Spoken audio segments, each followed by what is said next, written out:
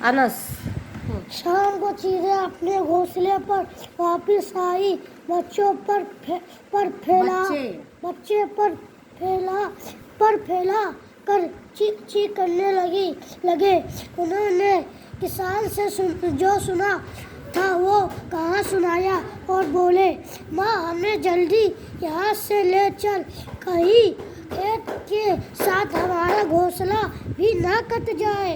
माँ ने कहा, बच्चों घबराने की कोई बात नहीं। खेत के मालिक ने अपने पड़ोसियों और दोस्तों पर भरोसा किया है। मुझे यकीन है ये खेत कल नहीं कटेगा।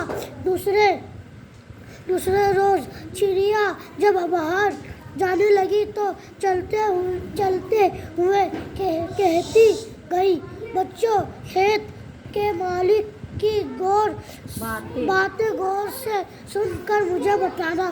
कुछ देर बाद खेत का मालिक आया।